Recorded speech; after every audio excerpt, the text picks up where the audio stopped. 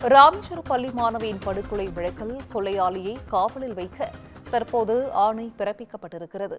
கூடுதல் விவரங்களை செய்தியாளர் சிவகுமார் வழங்கிட கேட்கலாம். சிவகுமார், வணக்கம். இது குறித்தான முழு விவரங்கள். ராமநாதபுரம் மாவட்டம் ராமேஸ்வரம் பக்கத்துல இருக்கிற சோராங்கோட்டை அப்படிங்கிற பகுதியை சார்ந்தவர் மாரியப்பன். இவரது மகள் வந்து அங்க உள்ள ஒரு ராமர் தீர்த்தம் அப்படிங்கிற பகுதியில இருக்கிற அரசு உதவி பெறும் பள்ளியில 12ஆம் வகுப்பு படிச்சு வந்தாருங்க.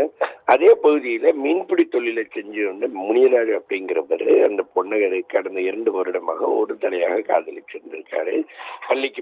பொண்ணு பள்ளிக்கு போகும்போது பின்னால போறதும், அவங்களை அந்த பொண்ணை தொடர்ந்து தன்னை காதலிக்குமாறு வற்புறுத்தியும் தொடர்ச்சியா தொல்லை கொடுத்துக்கிட்டே இருந்திருக்காரு. ஆனா அந்த பொண்ணு வந்து அதுல வந்து பெருசா எடுத்துக்கல. இதனால என்னன்னு பாத்தீங்கன்னா வந்து இருவருக்கு இடையே ஏற்கனவே தகராறு ஏற்பட்டிருக்கு. இதனால வந்து பாத்தீங்கன்னா முனிராஜ் வந்து அந்த பொண்ணை பார்க்கிறத வந்து தவிர்த்தே வந்திருக்கிறாரு. இதனால ஆத்திரமடைஞ்ச அவர் என்ன பண்ணியிருக்கிறாரு, நேற்று முன்தினம் வந்து அவர் வீட்டுக்கு போய் கடந்த 2-3 நாட்களுக்கு முன்பு அவரோட வீட்டுக்கு போய் அந்த பொண்ணோட வீட்டுக்கு போய் அந்த பொண்ணு வந்து தங்கிட்ட பேச சொல்லுமாறு அவங்க பெற்றோர்கிட்ட சொல்லியிருக்காரு.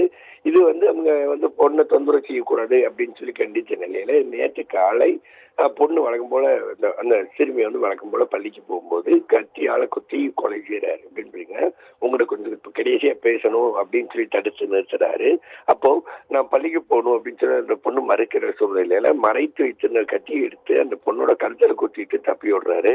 இதுல அந்த பொண்ணு வந்து சம்பவ இடத்திலே இறந்து போகுது. இதனை எடுத்து முனி அரிராஜ் வந்து துறைமுக காவல் நிலையத்தில் சரணடைஞ்சாரு.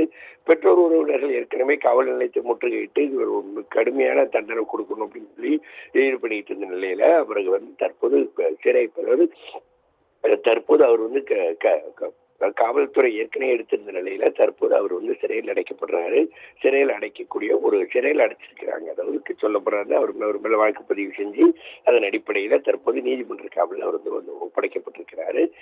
அதாவது தமிழகம் முழுவதுமே ஒரு கடும் அதிர்வலையை ஏற்படுத்திச்சு. எப்படின்னு பார்த்தீங்கன்னா, பள்ளி மாணவியை வழிமறித்து தன்னை காதலிக்க சொல்லி வற்புறுத்தினதோட இல்லாம கடைசியா அவங்ககிட்ட பேசணும் அப்படின்னு சொல்லி நிப்பாட்டி அந்த பொண்ணு கழுத்திலேயே குத்தி பண்ணி இருக்கிற ஒரு விவகாரம் தமிழகம் முழுவதும் ஒரு கடும் பரபரப்பை ஏற்படுத்தியிருந்தது. இந்நிலையில அந்த கொலை செய்த முனிராஜ் வந்து தற்போது நீதிமன்ற காவலில் ஒப்படைக்கப்பட்டிருக்கிறாருங்க. விவரங்களை வழங்கியமைக்கு நன்றி சிவகுமார்.